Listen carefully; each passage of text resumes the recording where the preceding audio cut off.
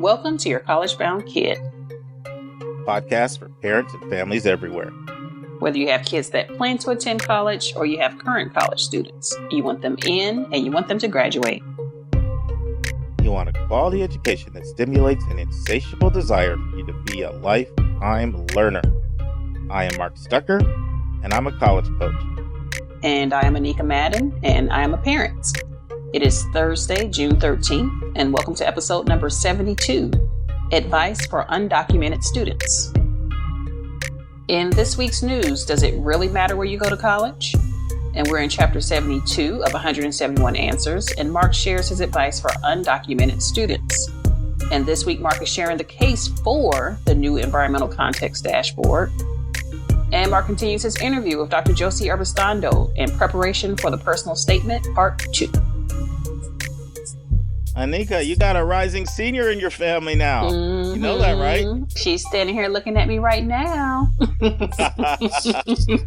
So what is Miss Naya? What are her plans for the summer? OMG, she is so happy and fortunate to be accepted. She got accepted into Tuskegee's summer program for, I think they call it Vet Step 2, something like that. Nice. So we're getting ready for that. That's coming up in just a couple weeks. So get 2 seconds of chill time, then it's back to work. Well, fun work. Good stuff. All right. So we're picking up on our countdown. Mm-hmm. And we are counting down the 9 jobs that are growing the fastest, but also pay median salary of over $75,000. So number 9 was operations research analyst. Number 8, information security analyst. Tied for number 8, physical therapist. Number 6, genetic counselor. And number 5, drum roll please, mathematicians. Mathematicians. So mathematicians, what do? They analyze data and apply math techniques to solve real-world problems in business, engineering, healthcare, and other fields. A lot of them work for the federal government, but a lot of others work in private science and engineering research companies. They may work directly on teams with engineers, scientists, and other professionals. How do you become a mathematician? Well, you need at least a master's degree in math or stats. And some of the positions, although rare, are available with bachelor's degree. The median income in 2018 was $101,900. Nice. And the job outlook is projected to grow at 30%. Oh, my goodness. Between 2016 and 2026. And that's largely because businesses are going to need these workers to analyze the increasing volume of digital and electronic data.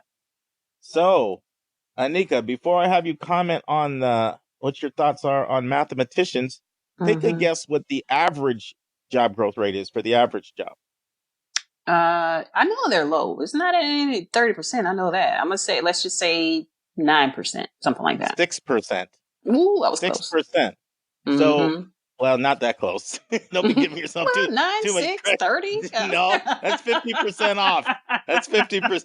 You want a 50% pay cut on your paycheck? And we'll let your boss say, that's about the same. I got you. Yeah, you did. But the point is, if you think, I'm not gonna, I know you told me, you reprimanded me before, no math on the air, so I'm not going to ask you this. But 6% job growth means this is growing at 5 times the rate of the average job, which means we all know what that means. It means you're going to end up with a job when you graduate, and you can have a lot of leverage when it comes to dictating and demanding conditions, because supply and demand is in your favor. What say you, Anika, about mathematician? I know that's not one you're going to be doing as a career switch. You know it, and God bless all the mathematicians in the world, because y'all are awesome, by the way. But you know how I feel about math. And my kids are good at it, but I'm just, that's one of those that I just admire them from afar. That's all I can do. I never told you this, but growing up, I was super good at arithmetic and math, really fast math. So I used to do this thing in my school where they would have 2 students, you put your back to the back, to the backboard, turn around, math question, who's ever got it first, stayed up, and then everybody else had to sit down. And so, like, I would win that all the time. Like, I'd be the last person standing for the whole class. But then I found out that pre-calculus and calculus are different. They're totally different. I'm like thinking I'm this math whiz, and it's a totally different type of math. That's for my brother who, went to basically the MIT in Canada, Waterloo. But anyway, awesome. Good opportunity if you are one of those people with that math brain. Excellent opportunity. Let's turn to college hot topics in the news.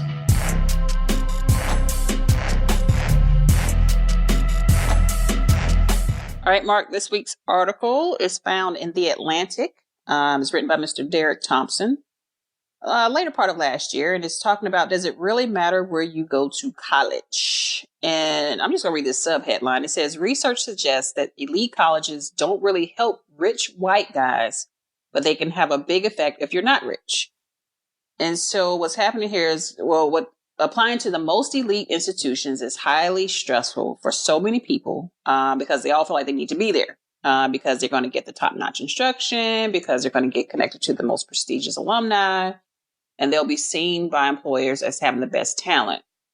And so, Mark, here comes these two economists. So there's this famous study that the author cites. It was done by Stacy, Dale, and Dale-Krueger. And so they tried to debunk those ideas. And their findings suggested that the individual talents and the ambitions of the students were worth far more than the resources that any elite school could ever provide. And so they were saying basically that these elite school aspiring students need to be more concerned about what their habits were instead of what school they attended.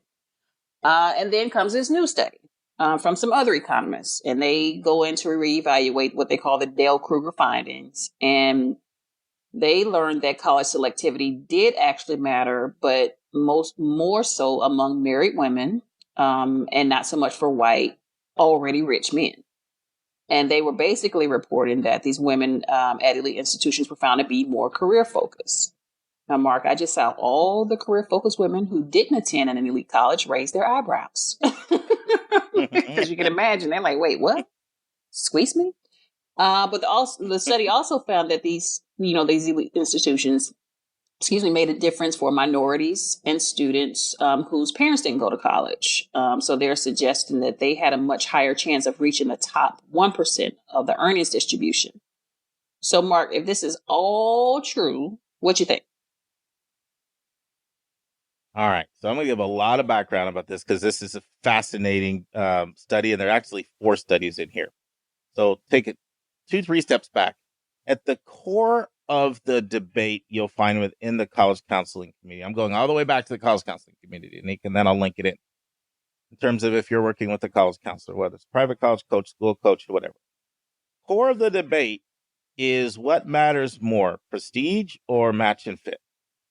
So some counselors focus primarily on prestige, and those would be people that tend to focus a lot on the rankings. Others focus a lot more on match or fit. And each one has some truth to it. So you'll find that the college counselors that focus a lot on prestige, they'll name their companies if they're private, Ivy this or Ivy that.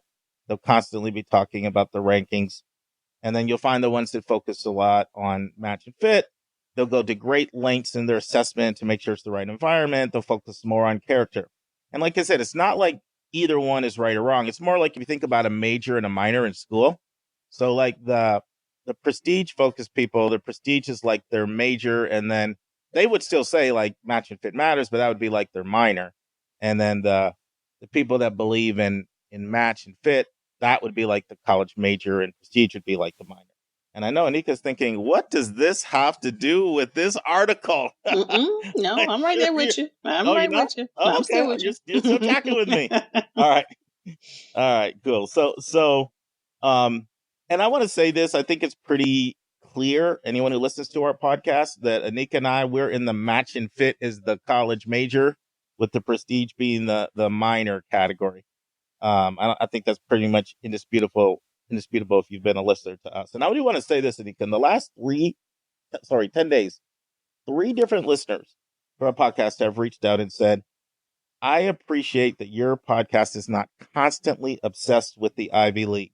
And I was really grateful for that they picked that up in the focus that we have. Certainly work with many kids that go to the Ivy League, every single Ivy League school and other competitive schools, and many should go. But that's not our obsession here.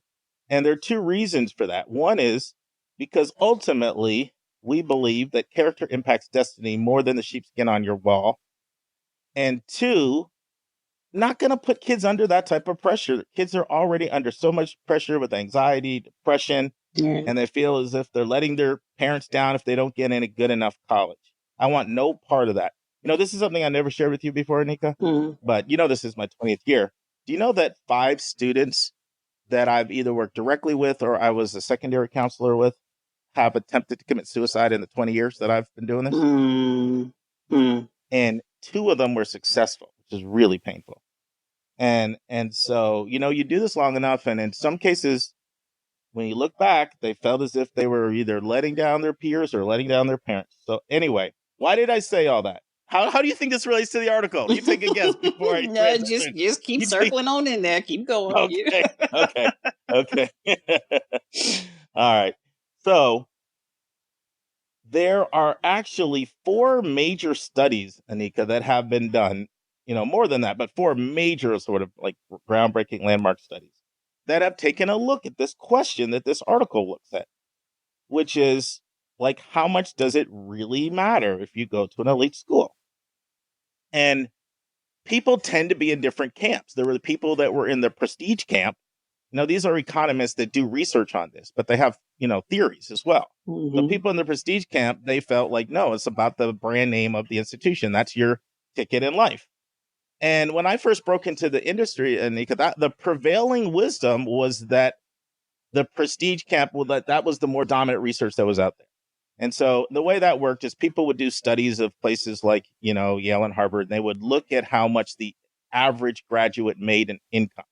All of these were really based on income, which we could all argue is only one way to define success, right? Right. But that's how they were defining it. And they, for example, would say, okay, person goes to Yale. The average person makes $136,000 a year. The average person that goes to like their flagship college makes $90,000. So obviously, it's the prestige of the brand name of the sheepskin on the wall. And so that was kind of the dominant thinking. And then all of a sudden, that began to change in landmark research done by Stacy Dale and Dale-Krueger that came out November 2002 in the Quarterly Journal of Economics, this landmark paper that reached a startlingly different conclusion. Because what it did, it still used as its metric for success earnings, but it took a different approach.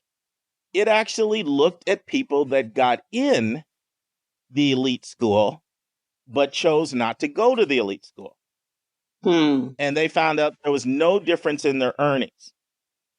So in other words, a lot of times people for financial reasons end up picking schools, right? Or maybe the elite college, they just didn't like it when they visited.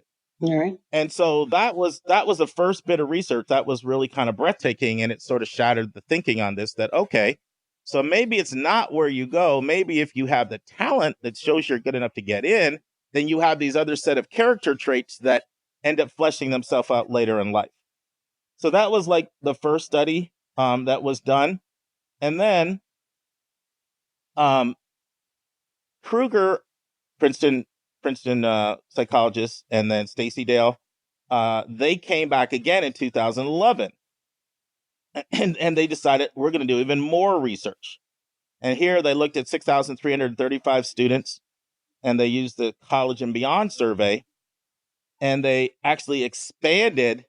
The original research is based on students that graduated in 1976, Anika, but this time they went beyond that, beyond just graduates of 1976. So then when Krueger and Dale came back again in 2011 and they studied more people, this time they expanded it because they didn't just look at 1976. They went beyond. They looked at a bigger cohort. They actually looked at students that graduated in 1989, and they found even more of a confirmation of the same results. Not only that if people got in those selective schools and went elsewhere that they did well, they also found what they refer to as the Steinberg effect based on or Spielberg effect. I'm sorry, based on Steven Spielberg, who got in some highly selective schools, but then chose not to go. And he ended up, of course, being extremely successful, right? People know Steven Spielberg. Mm-hmm. So they found in that study that not only did people do well that got in these schools and chose not to go, but people that even applied to highly competitive schools ended up doing really well. In other words, they had the ambition to kind of go for it, and that ended up sort of fleshing itself out later in life. Mm-hmm.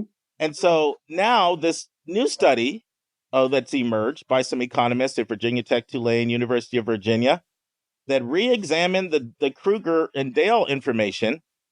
And among men, the new study found no relationship between college selectivity and long-term earnings.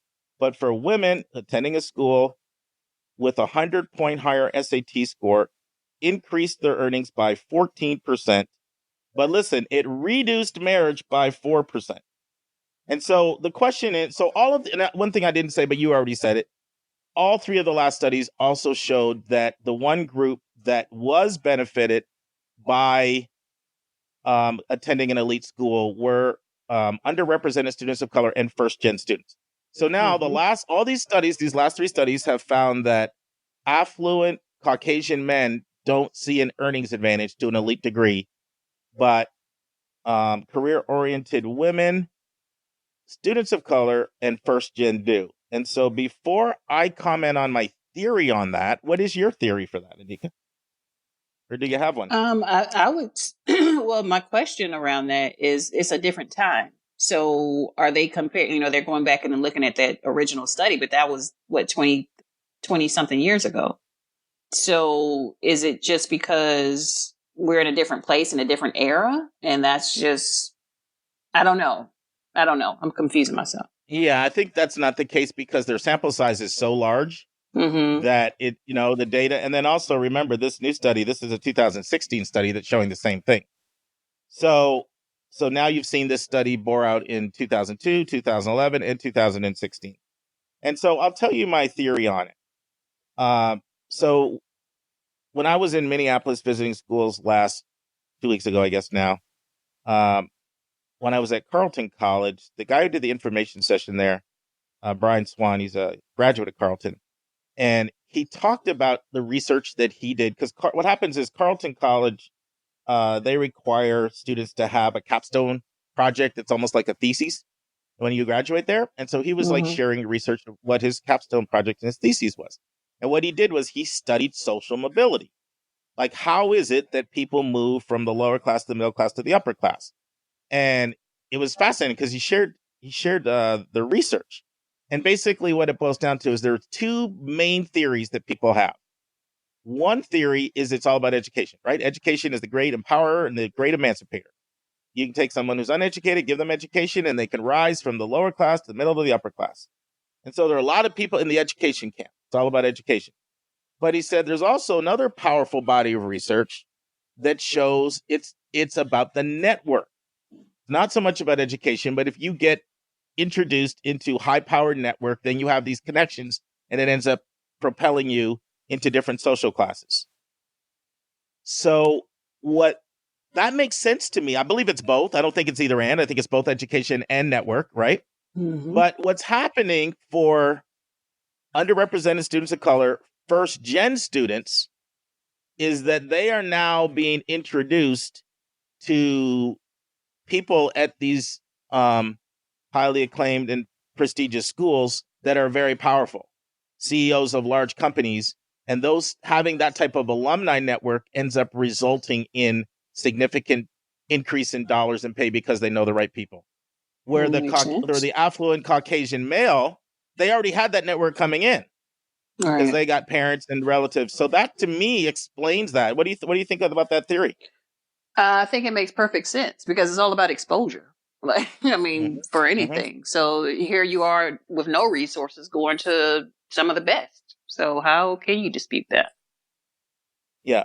And I think for women, Anika, I think they shared that research right in their findings. And I think it's true. What they found with women is that certain women delayed marriage more, worked more hours in corporate America. And so that's what explained some of the earnings, was that they ended up in positions. And it makes a lot of sense to me because, like, just not today. I'm sorry, what's the day? Saturday? Thursday. I was talking to one of my clients, Nika, and this is somebody who had a high-powered attorney position. And after 20 years, she's like, I can't take it anymore. And so she changed and she actually went into education. And so she was telling me how drastic of a reduction it is taking such a huge pay cut, but how happier she is. But she said in that world, it was 100 hours routinely of work a week. Mm. And so I think that explains the wage gap with women, right? So when they end up going to these elite schools, they end up getting maybe an MBA from Harvard or whatever, and then they end up in the kind of jobs that demand so much of them, 80, 90, 100 hours, that's why you see the pay gap there. What are your thoughts on that theory? Right. Makes the science makes sense. So anyway, what's our conclusion? Is going to an elite college worth it? For some, yes, maybe, but don't. Again, you know how you already gave our stance. You know, it's about the individual character and what these kids are going to do regardless of where they go. So the big takeaway is don't focus on the institution, focus on the character of the individual, and you will be just fine. Well, mostly. Yeah. Fine. No, I agree with that. I would never say there's no value to it, but if you're relying on it primarily, I think you're going to be disappointed. If you focus on developing your character, your work ethic, your skills at what you do, your network, your grit, and your job proficiency, that's the major. The prestige is the minor. Mm-hmm. Amen. Move on. Enough about that. Now it's time for our step-by-step walkthrough of the college admissions process.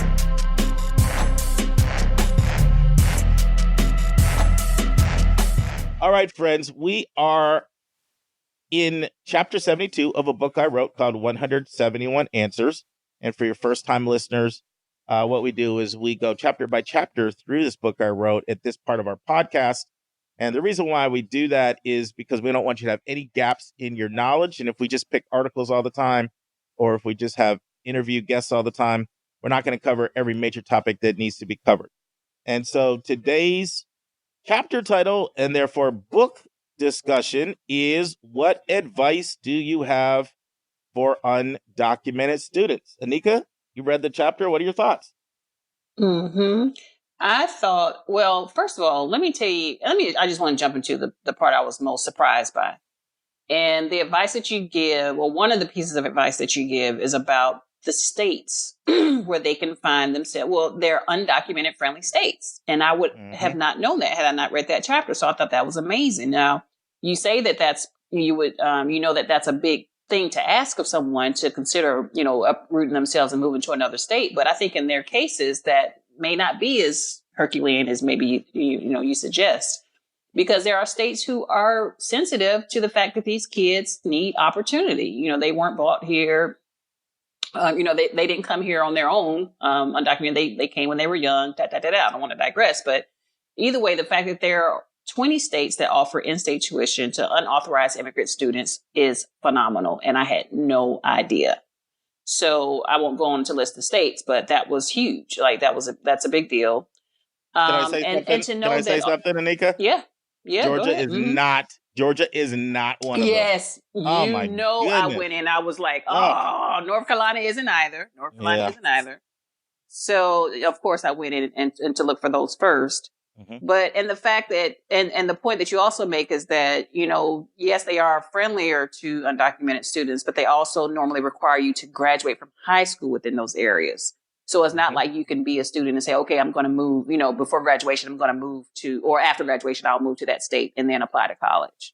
Mm-hmm. So understanding what those very specific policies are within each state, is pretty critical. It is not pretty critical. It is critical. And some other thing, the main thing is to always, what you suggest for all of us is to always watch the news. Like things are changing so much and this administration is off the charts. And you just got to stay attuned to what's happening policy-wise nationally when it comes to undocumented laws, what we're allowing these kids to do. So it was a very powerful chapter there you got there, Mark. Well, a couple other things that I'll comment on what you said. Thank you, by the way. The reason why you need to stay in the state is because basically what those states are doing is they're treating undocumented, those 20 friendly states, they're treating undocumented students like they're in-state residents, right? So the same policy about graduating from the high school in the state, that would apply to an American-born student that's trying to claim and get in-state tuition, not out-of-state tuition.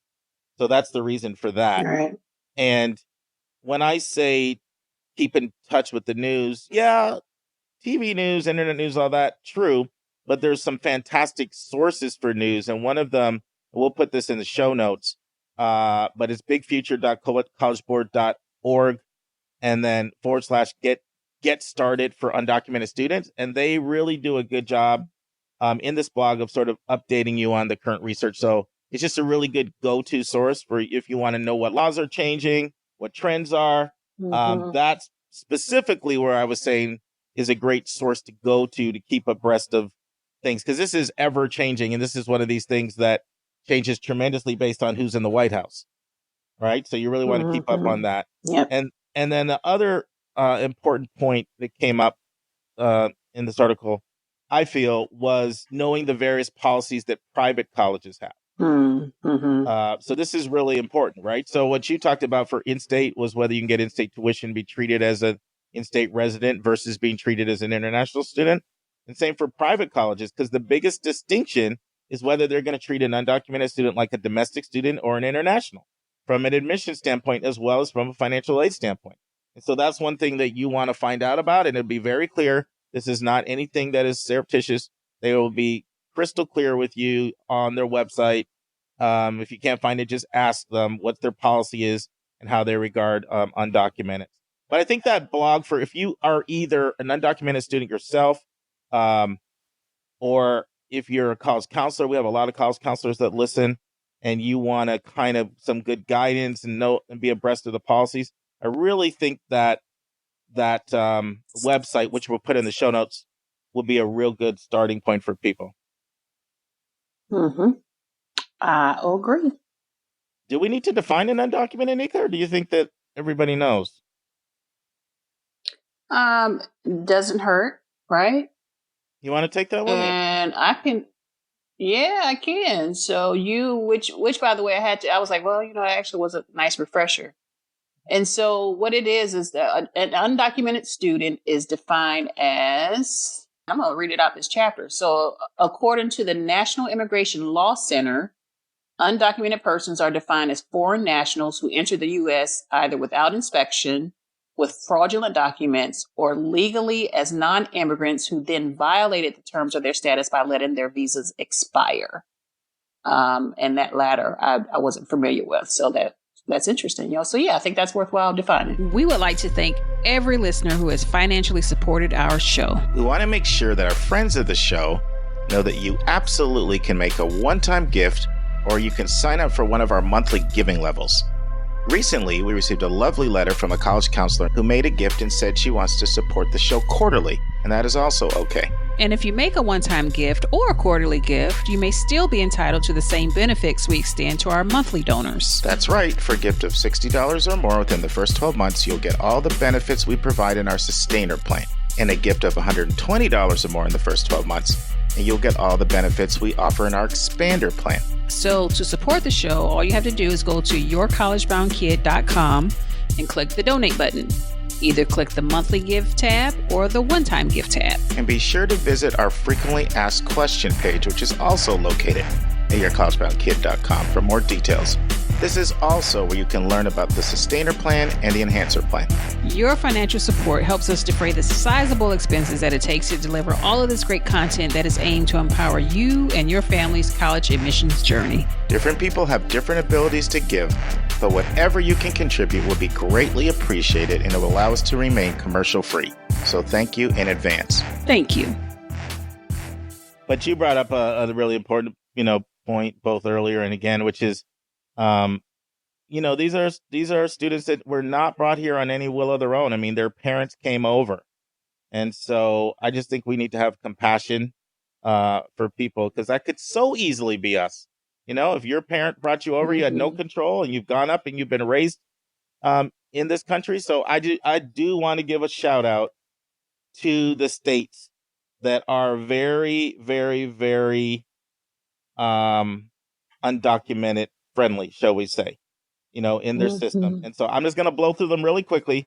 California, Colorado, Connecticut, Florida, Illinois, Kansas, Maryland, Minnesota, Nebraska, New Jersey, New Mexico, New York, Oregon, Texas, Utah, and Washington. They have all enacted laws to allow in-state tuition benefits for certain unauthorized immigrant students.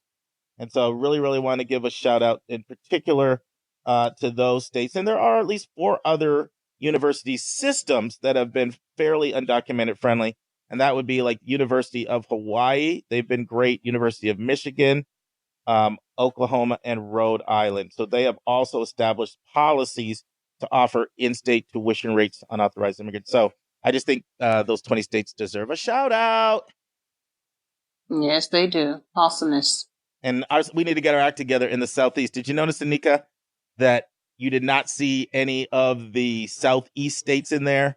No, I mean, Texas, which is bordering Mexico, but that's Southwest. But there was no Louisiana, Mississippi, South Carolina, Georgia, North Carolina, Georgia, Georgia. No, they were not. No, not even Virginia, which tends to be a little bit more progressive. So you know what? The Southeast, get your act together. Yeah, shout out to y'all to get it together. How about that? You still there, Mark? Yeah, Yeah. But you introduced this, Anika. Oh, I introduced the chapter. You introduced the question. Remember? Jesus. Take turns. I'm waiting on you.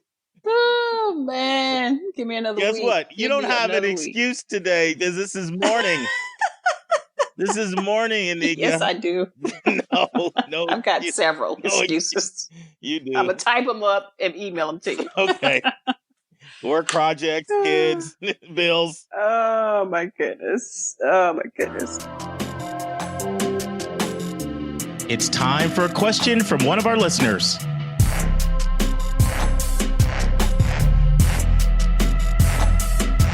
All right, Mark. So here we are again around this environmental context dashboard that so many of us still love to call the adversity score. Mm-hmm. And so what we're going to do this week is you're going to share the case for the ECD, Mark. We heard all those compelling cases, or some of the compelling cases against it. What say you for them? Well, I think the easiest way, Anika, to start out is to just take some of the main cases that remain points we brought up last week against it and debunk them, from the perspective of those who report. So one of the ones I know that you thought was one of the more compelling ones. Remember how we said it doesn't account for an affluent family that come from a tumultuous marriage, physical or emotional abuse, incest, abandonment, all of that stuff, addicted to opioids, right? And so the response to that is that in the holistic admission process is not relying on the ECD or the disadvantage score, which looks at schools and neighborhoods and educational levels, is not looking at that as the sole way to assess who has had to surmount or overcome obstacles in their life. Like, there are so many other things in the file that can really allow you to hone in on the personal level. Right. And so that's the clear answer to that. And then what would be some of those things, Anika? I would say in the admission file. Of course, you'd always go straight to the counselor has access. I always go straight to the narrative piece, the essay or even the letters of recommendation, any of that, where you have an opportunity to speak to your story. Yeah. Exactly. I mean, you really described it. It's really the narrative piece, whether that's coming from the student and in their essays or something including the additional information section. It's also coming from what counselors put in, teacher or school counselor. And then also this is also another important component, Anika. There's a family section and a profile section in the Common App. And admission officers look very closely at that. because they can see the educational level of your parents, the professions of your parents. Another reason that people oppose this is they say, oh, it's too opaque.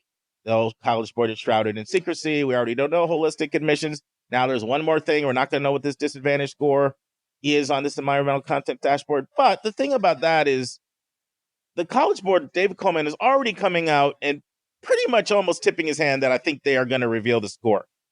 So that this is in flux, right? They're still in beta testing for this. So I don't think that's necessarily a strongest argument because that's likely to be overturned. Everything I'm reading, I think they're going to be revealing the score, Nika. So I think that argument's going to go. There's too much pressure on that. All right, another one. So this was the one. Remember your friend Heather McDonald? Remember you told me what was her name? Yeah. See, that name stuck, didn't it? Yeah, it's her. Yeah, the one that said that we are rewarding basically the losers in society and we're punishing the winners. Basically, it was her argument. And others have said this too. I mean, I'm on a large Facebook group with a lot of admissions counselors, and one of the more prominent counselors came out this week and said their new rating is going to lead to a soft bias of low expectations. And so the argument against that is really what we talked about earlier in the podcast, which is, you know, the research indicates that when people are exposed to education and introduced into different networks, that they can completely switch. It's not like you're locked in your state in life if you come from bad communities just because, you know, you have undesirable traits as a community, as a student, and therefore, you know, that's going to project your life outcome. It's not like that. There's plenty of social science research to indicate that through education and through connections, people really, really can change their plight of life. And that's what educators believe. The population may not believe that, but most educators do believe that. Now you had the Rob Schaefer argument and some others as well. Randolph, Argulius, they were the one that said the fact that the test requires this new ECD shows that the test is bogus and throw the whole test out. Remember that argument? Remember that? But here's the problem with that. Right. No one is ready to get rid of the SAT, you know, whole scale right now. They're just not. Like, sure, schools are dropping it, but you can be a champion out there for that. And I commend you for that because you've got more and more schools going test optional. But that, to me, that's just not a realistic argument to say, okay, the test isn't perfect. You're proving it's not perfect. So just get rid of the test. Like, there's certain things that you shoot for in the long game, but that's not going to impact the short. Like, you maybe someday, 30, 40 years from now, I personally cannot imagine ever a time when there'll be no standardized test component in college admissions. So another argument for the ECD, Anika, is that so far, a lot of experts who are very knowledgeable, who are in this pilot test, they are giving very, very rave reviews. So the early feedback is that this is helping us. And these are from experts.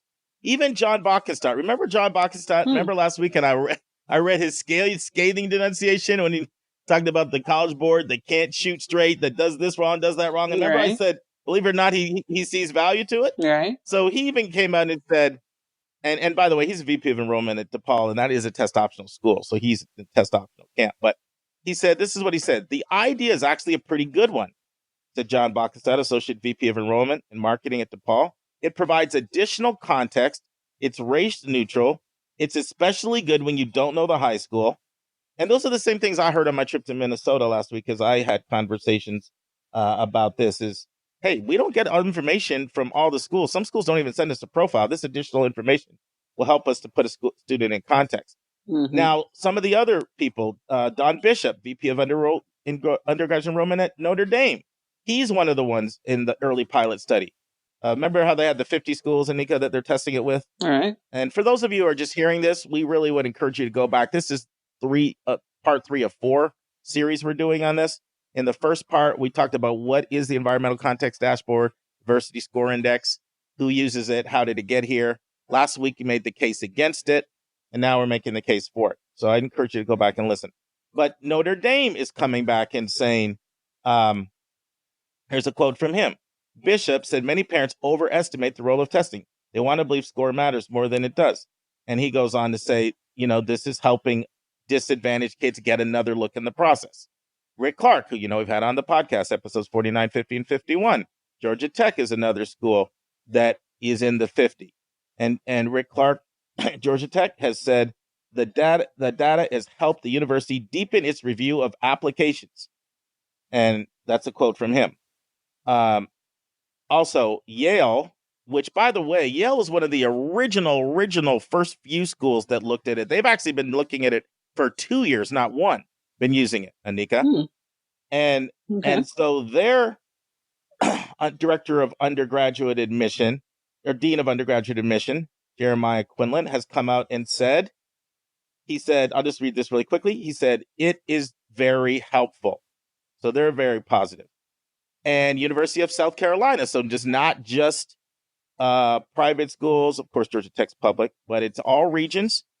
They're one of the 50 schools, and they've come out and said they're interested in increasing their diversity, and they want to admit more first-gen students and more underrepresented students from various socioeconomic backgrounds. And their response is that this score is a way of helping us with this. And I could go on and on and on. So one of the arguments for it is that some very, very knowledgeable people who are leading admissions offices that were part of the pilot study, so far, thumbs up. They like what they're seeing from it. One last one, David Hawkins, who's an executive director of educational content and policy at NACAC. So he's not one of the 50, but he's a thought leader out here. He said he believes overworked admissions offices would welcome a more standardized measure of hardship and disadvantage. So that's one of the arguments. Any thoughts on that, Anika, that early feedback this is helping us? Well, I mean, good for College Board because, and that's the thing, we're in beta testing, pilot phase of this thing, and people are pouncing all over it. So how about let's try to make it work. Let it roll out first, and then let's come up with the cases for and against it. It's just people like trying to pound on it before it starts working for itself. So good for them. I mean, well, I do understand a lot of the anxiety. I mean, people feel like, listen, I could have bought a $300,000 home, but I bought a $750,000 home to move into this really good private school, to give my kids a good education and give a leg up. And now I feel like it's going to be used against me. Like, I understand the anxiety that does produce. So I don't want to be dismissive of those emotions. Right. I do understand that. Yeah, and I get that too. But I think the point that we have to, and let me just make my little case for it. It's not that it's going against these students; it's going for the student that does have those adverse environments. So it's not like we're trying to lock these people out. It's like we're trying to let more people in.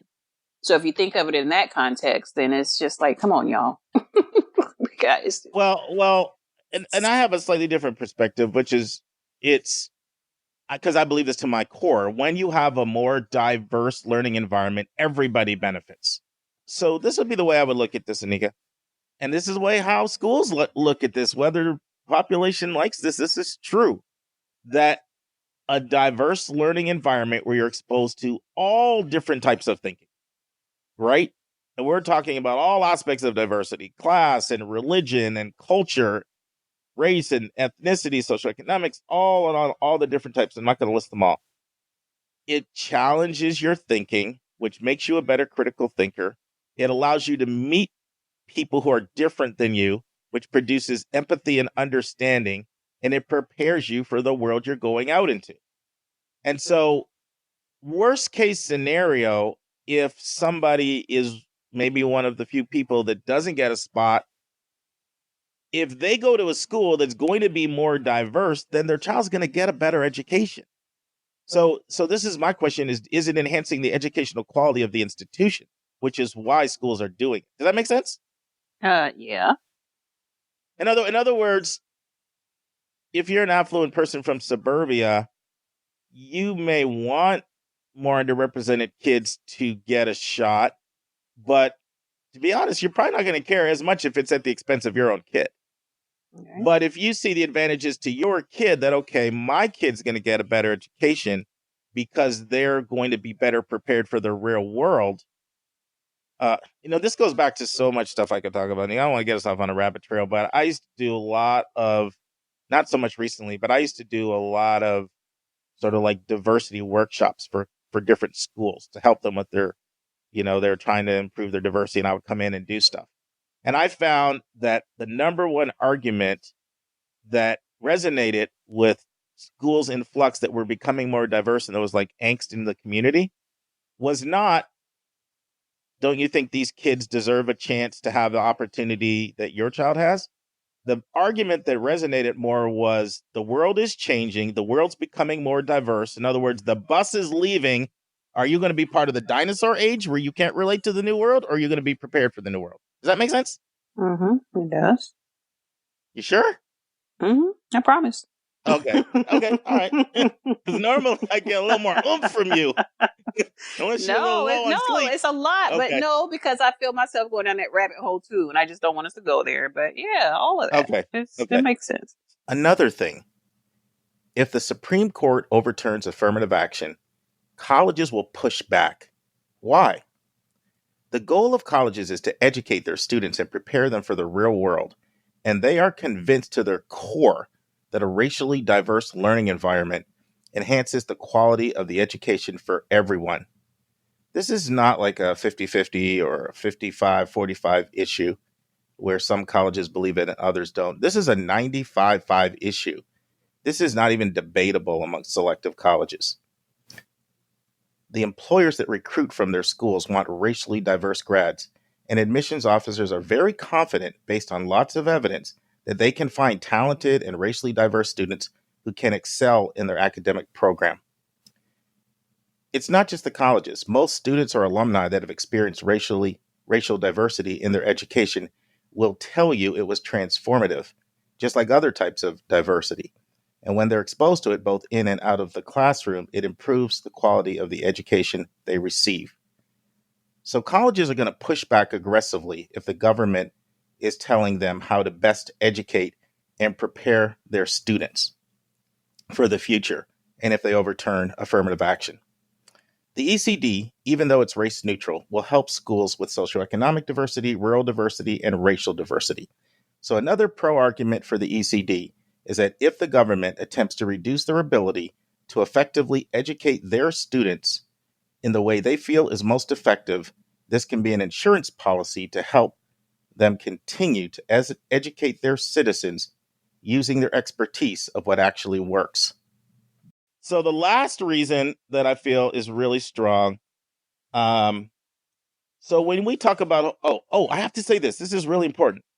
So I got off our podcast last time, Anika, and I realized I left off one of the most important reasons that detractors have against accepting this.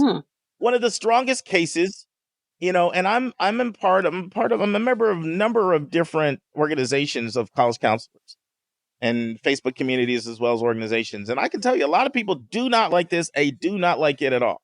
And one of their arguments is, why do you need this when schools already do holistic admissions? That's one of the strongest arguments against it. They already do holistic admissions. They already have the ability to take neighborhood and school and background and education into consideration. So I never brought that up last week, but it ends up being a really good segue, because I think the reverse of that actually makes the strongest case for it. And let me tell you why. I did a little research, Anika, on the wealthiest campuses. I've done this before in college, right? And these 13 schools, I'm going to name really quickly, they all have median incomes of over $200,000 on campus. And in most instances, 1 out of every 6 families makes over $630,000. Washington and Lee, Middlebury, Princeton, Colgate, Colby, number 6, yours truly, Davidson College, Yale, Trinity and Hartford, Vanderbilt, Brown, Duke, Georgetown, Wake Forest. All those have average median incomes of over $200,000. Guess what? So these are some of the wealthiest communities, and they also have Pell Grant rates. So we talked last week of how, in one of our articles, remember the article we talked about, Anika, how the lowest of the low were being helped, but just the ones after were being neglected? Right. Mm-hmm.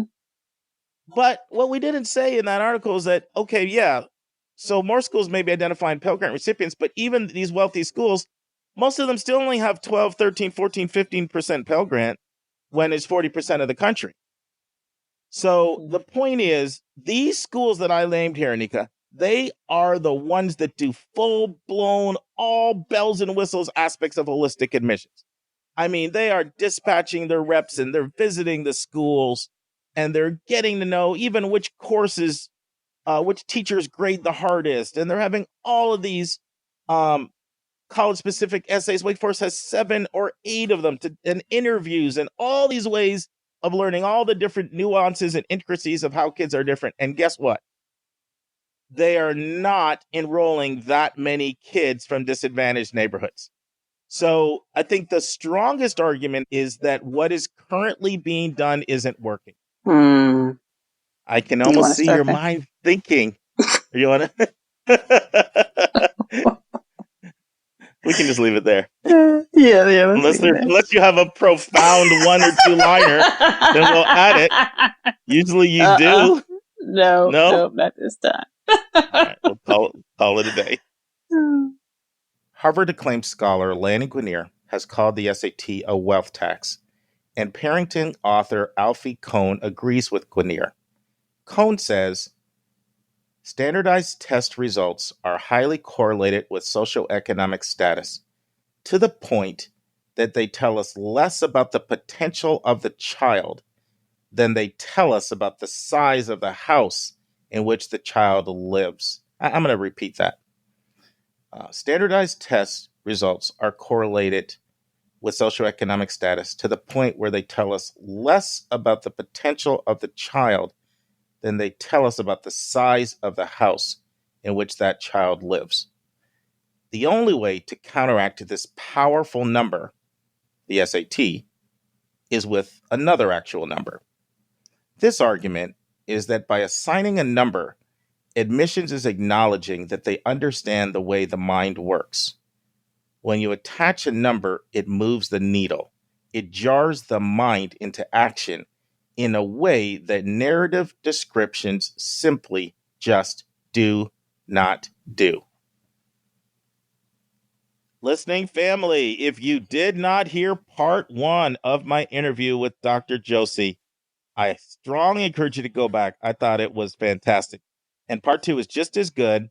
Here, Josie talks about exercises she uses for people that have writer's block. She shares her 5 pillars of identity exercises that she uses. And she talks about how a student can involve others in helping them with their writing. She talks about how the essay has to sound like it's coming from an 18-year-old. I asked Josie whether she sees value to having other students read other essays, and she has a really cool answer to that. She also talks about 3 controversial topics, taboo topics, and whether they should be avoided or not. She talks about different options students can use in their introductions. She talks about how students can showcase their critical thinking. She talks about the power of reflections and symbols and imagery. And she also talks about what she does when her students' writing is too shallow. Finally, we end up talking about health and writing. Is there a correlation? So there's a lot of substance in this interview, but we also laugh and have some fun. Listen and enjoy. And now, this week's interview with a special guest.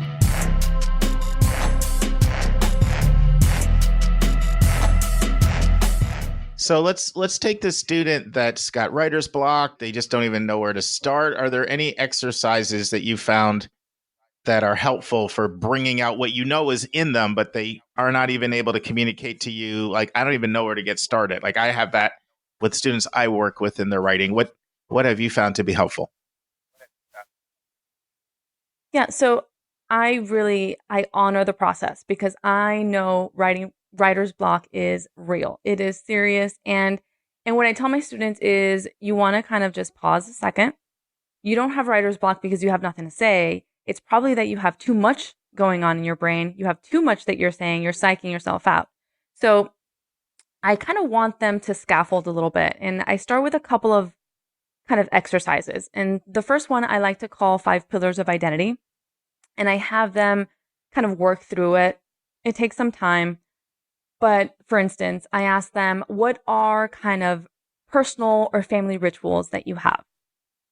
Then what are kind of any popular sayings, and in what languages or what phrases do you recall from childhood? Do you recall from holidays? Kind of give me some family color here. Then answer the phrase, something I'll never do again. Just, to get exciting. Then no matter what, I will always, and then answer that one. And then the last one is, at my core, my identity is comprised of these 3 encounters or these relationships or these specific conversations. So I have them kind of move in and zoom out from family, culture, language, different dimensions of experience and memory. And hopefully that kind of jogs some ideas loose, which is great. And then I also tell them that writer's block, a fun way of kind of beating writer's block and showing it who's boss, is getting away from the computer screen. So you don't have to actually write longhand or type to start writing. You can start talking to your phone, kind of record audio clips. You can be taking notes on your phone. So kind of take away the seriousness and the kind of somber moment that it is, that lonely experience that it is, or it can be, to sit in front of a blank page and just stare at that. And notice that we're writing and rewriting our story almost every day in our brain all the time. So if you start capturing that in, let's say, your notes section of your phone, and then you start maybe doing mini interviews with family members and friends, so that you start to kind of get adjectives and kind of who you are to others. And so you get that dialogue, that language in there. And then all of a sudden you kind of have all of these notes and you have so much text to work with, ideally. And so then I tell them to go to the computer. So email that to yourself and then start working from there. So those are a couple of exercises I like. So do you rely on them to come back to you and express enthusiasm about something that they've learned through that self-discovery process? Or do you involve other people, whether it's yourself or others who are close to them, that sort of communicate to them, like, I think what you're saying here is resonating with me? Like, what's the process that you go to take these sort of various disparate ideas and let them know what direction they want to go in? So it's a combination, and it really depends on, one, I guess, it depends on where we are in the process, how committed they are to a topic. Because sometimes they'll say, I want to write about my red hair, or I want to write about my experience in cross country, but they don't know what they want to write about. But they know that that's kind of what they want to write about. So topic, but they don't know substance yet. And so then we'll go, instead of kind of more identity driven activities, we'll do kind of more free write exercises. But then I like to leave my students with whatever they come up with and simmer a little bit. I like them. I think the college process and writing your essays in many ways is a family affair. And there's there's some kind of roots and wings relationship. So like, I tell my students all the time, if you're having a problem or a tricky part that you want to write about family, but you can't get away from like a cliched version, then go back and have your, parents share some family albums or movies or just memories of your, graduation from pre-K. I don't know, something that kind of gives them this like anchor and roots. And then they go off and kind of add the wings to that and add kind of their twist, because it has to sound fresh. It has to sound like an 18-year-old is writing this and thinking through that. That authenticity and honesty is key.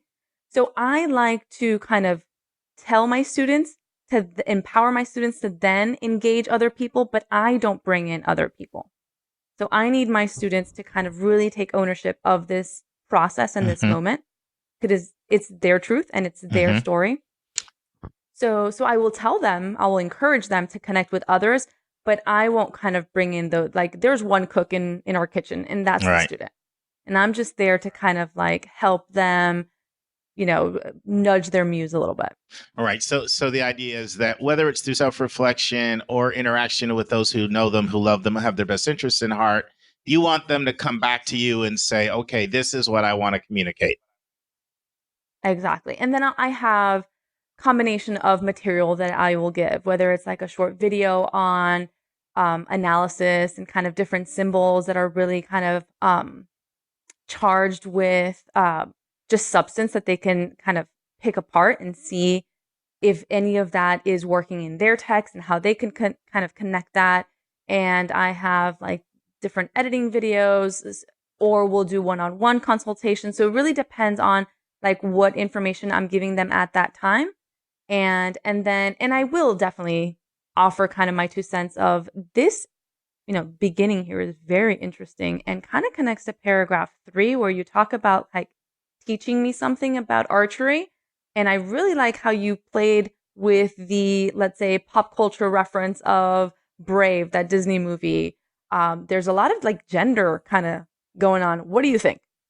So I will kind of give them something to think about, and then I need them to kind of tease it out and make connections. Nice. I like it. What are your thoughts on students reading other essays? Some people find that to be helpful in their practice. Some people not so much. Do you employ it? Do you not employ it? What are your thoughts on that? So, yeah, I'm on the fence with this one. I like using samples because I think that they are effective. But I like kind of annotating those samples. So what I don't want is a student to read each line so closely that they want to then emulate this person because all they see is accepted.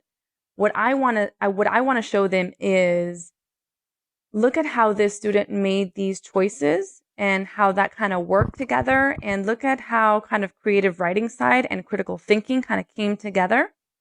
And notice structure. They used a subheading, or they used some dialogue, or they taught me something about how to hold a bow and arrow. And so I use them to really show them how we can kind of blow open the convention of writing in kind of creative nonfiction, which is this essay ideally. And so a lot of students, or the most productive conversation about these, tend to be, oh, I didn't know I can do that here, or oh, I didn't know I can write that way. And less than just kind of, oh, look what they wrote about or how they did it. So less look what they wrote about, more how they did it. Nice. Is what I'm interested in. Nice. Let's take a break to learn about Mark's recommended resource for the week.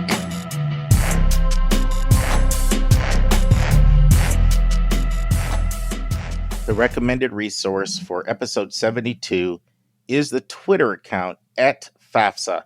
That's FAFSA. And if financial aid is important to you, then this is a great Twitter account for you to get updates. FAFSA, of course, stands for the Free Application for Federal Student Aid. But this Twitter account is more than just about the FAFSA. It's actually the official account for federal student aid, which is an office of the U.S. Department of Education.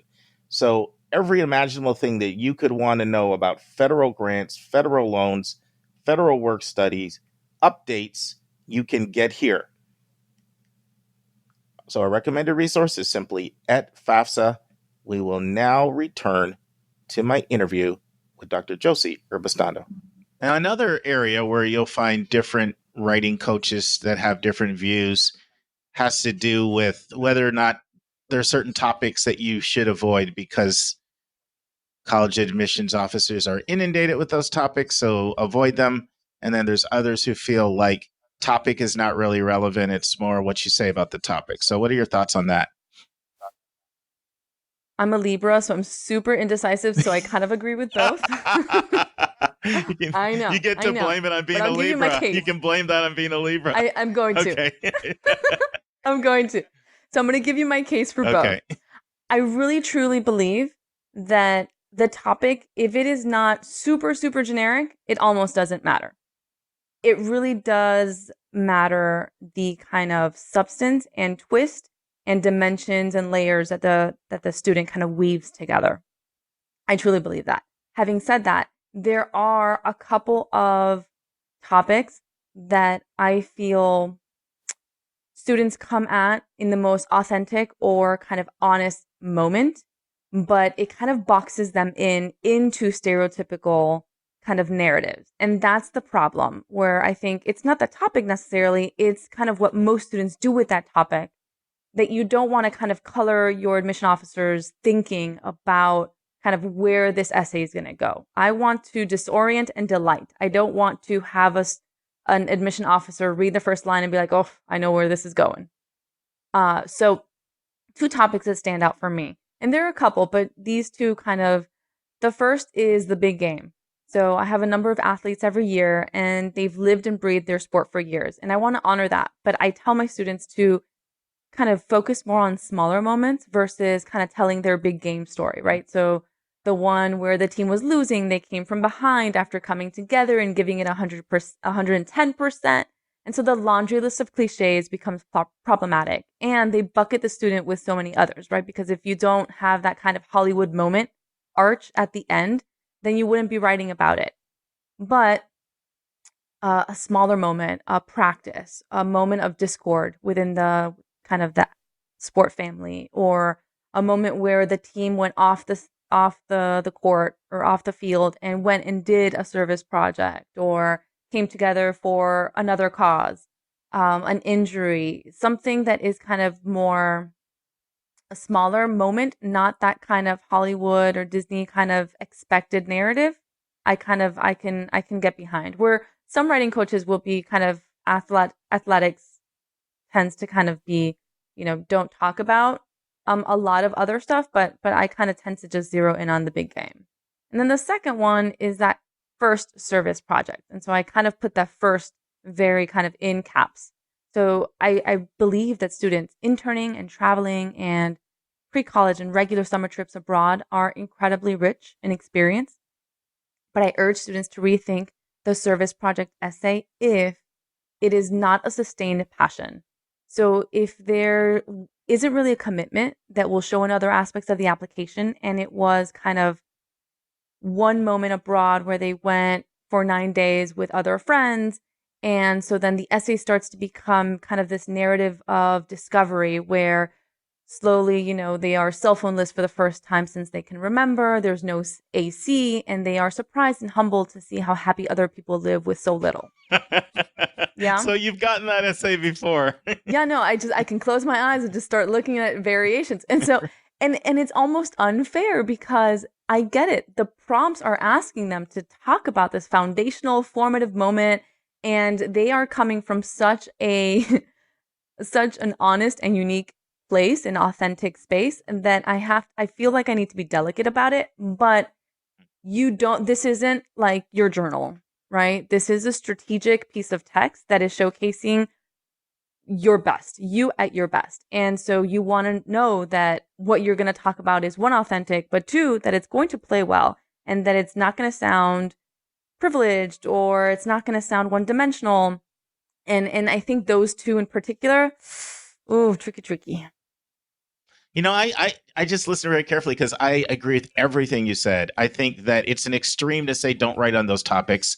My own daughter, who just recently graduated from Davidson College, she went to Honduras for 4 straight years in high school, and then she went again for an entire summer between 12th and when she started in college, and that was a passion for her. Right. And so it would have been an injustice to ignore that because that's just who she is. And even that, I know how many times people say don't write on that. But I think that, when you write the predictable narrative, people are also human.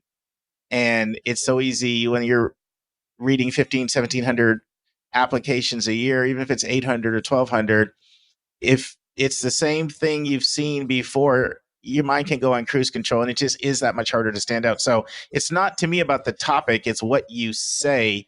And I do want to honor people's passion. If that is their passion, there will be some energy that will be communicated there. Yes. So I thought that was completely in agreement with how I think. It doesn't mean we're right, but we agree. Right. But we agree. We agree. So another thing I do want to ask you about is, obviously we know storytelling can be very powerful of art and in the essay. Are there other genres or methods of communicating that you have found to be effective, particularly in the introductions? I love the anecdote. I really do for introductions. I love story form. I agree. I think imagistic writing, I think employing the five senses, it's just so powerful. It kind of slows down the reader. I love dialogue whenever possible. And I tell myself, and I try and sell it as much as possible, especially if you speak multiple languages, and you don't have to be fluent and you don't have to be native speaker of any other language besides English. But if you have a smattering of, high school French, or you learned kind of through whatever experience some Spanish, and you can kind of order something at a restaurant, just kind of showing different kind of markers of identity through the conventions that you're using, I love. So story form, of course, does that. But dialogue, I love doing that. I also tell my students, if you have something kind of topic-wise that is not the kind of everyday, teach something. Because automatically, the voice kind of becomes more authoritative and confident, and it almost slows down the reader a little bit. So I love kind of employing that different voice throughout the essay. I love when students kind of drop into story, then teach me something, then come back into story, but with dialogue. Then they kind of mention somewhere along the way a couple of symbols and images, and they will reflect on what that means kind of on a societal level or philosophically. And it could just be a line, but they're kind of really employing the critical thinking aspect, where you're showing them that you have depth, substance beyond kind of just telling that pretty story. That's my mission, to get students to not just tell a pretty story. I love that. And I feel that students can do it much easier than they think they can. And I have kind of a little exercise to get them going on that too, to kind of critically engage with the images that they're employing, that they already have there. Sometimes my kind of work is cut out in a good way, and I love it when they have their stories and they know what they want to say, but then they don't have the kind of unpacking moment where they talk about, what's going on, what's at play there, in their relationships, how they view society, how society views kind of what's going on in their social experiment of the essay. And so I like when students kind of play with different things at different times. Nice. Josie, I remember in sort of our preparation for today, we had a great conversation. I thought you made a really good point about some of the lack of depth and substance that you often encounter from people that are writing a story, but it's sort of fluff. Can you elaborate on that? And what do you say to your students when you're detecting shallowness? Yeah, so sometimes shallowness in the writing happens, I feel like, when students are mentally stuck in a writing convention. So I know the stakes are high. Like, it is serious business. I get that. But you don't want to sound too formal in the sense of like, I want to sound like a lawyer would sound. So I'm going to write in this way, because it kind of drains the color and the kind of vivacious aspect that the page can have for you, that kind of the actual text can have. So I like to tell them everything that we just talked about with, like, dialogue, teach the reader something, introduce a subheading, think through a symbol. And so usually I get the kind of raised eyebrow when I say, okay, think through this kind of image or symbol. What does that mean kind of philosophically, critically? And when I get the then I have them do kind of 15 minutes. I give them kind of a time stamp so it doesn't feel so overwhelming. But once they know what they want to write about, I ask them to find synonyms, pop cultural references, literary references on their topic. So at first it feels a little tedious, and I get that kind of, pushback, but they're expanding their vocabulary. They're finding different avenues for expression, and this pays dividends later. So for instance, I think I mentioned before, but a student of mine a couple years ago wanted to write about growing up with red hair and how they're the only person in their whole family who has red hair. And so it was like culturally very like different, and people would like even go up to her and like touch her hair. And so that would go then into other aspects of who they are and what they've done in high school. And so what I asked them to do was come up with phrases and synonyms. So for hair, we have locks. So instead of saying hair 20,000 times, they threw in locks a couple times. Then we have references like the Wendy's girl, Emma Stone, the sirens in Greek mythology. For red, we have fire and candy apple, right? Which connote very, very different kind of emotional registers. So I have students bank these words and phrases and then sprinkle them in as they're kind of revising throughout the draft. And then all of a sudden, the essay alludes to so much more than their concrete content. And it took about 15 minutes of legwork on Google. So I have them do that.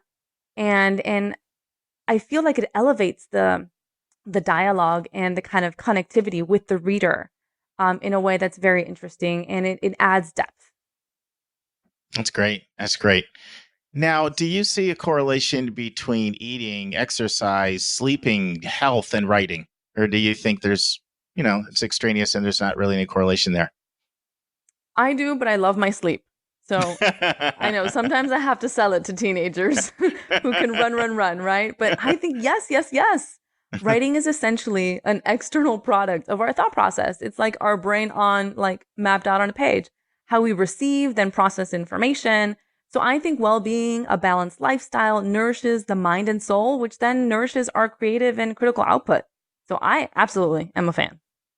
That is awesome. Next week in the news, how to rank college ranking sites. And we'll be in chapter 73 of 171 answers. And it's what questions should students with disabilities be asking? And Mark covers the questions that still remain unanswered and the controversies around the environmental context dashboard. And Mark will be in his final part with Dr. Josie in preparation for the personal statement, part 3. Anika, when you coming to Atlanta next? August. Maybe before then, but August. Yeah. I think it's been over a year since I've seen you. Do you know that? And it's unfortunate that I've been there, but I think you weren't there when I went the last couple times. Maybe. Well, I know you got a lot of people to see when you come back, friends and family, and got to get to go see Mom. Yeah. But it'd be nice to see you. And definitely Naya and John and Jaylen. I'd like to see you next time you're here. Okay, lunch in August. There we go. Sounds good. Sounds good. And that's our show. A big thank you to you, our listeners, for tuning in this week. And if you found this podcast helpful, it would help us tremendously if you would subscribe and write us a review on your favorite podcast listening station. And please be sure to click the share button and send this to someone you know that could really use this information. Your College Bound Kid is produced by John Lockenbaugh. The amazing music that you hear is by Victor Allen Weeks. Artwork is by Andrea Togo. And marketing designs are by Kimberly Blass. If you want to get a copy of the book, 171 Answers to the Most Asked College Admissions Questions, you can go right to 171answers.com. And if you want to have a college coaching session with Mark, you can send him a text to area code 404-664-4340. And if you have a question or a few questions that you would like for us to answer on the show, please email us at questions@yourcollegeboundkid.com. That's questions with an S at yourcollegeboundkid.com. Every week, we'll take one question and include it in the episode. We don't like your questions. We love your questions, so send them our way. And by the way, check out our website, which is just simply yourcollegeboundkid.com. Again, we thank you for tuning in, and we look forward to meeting with you again next week.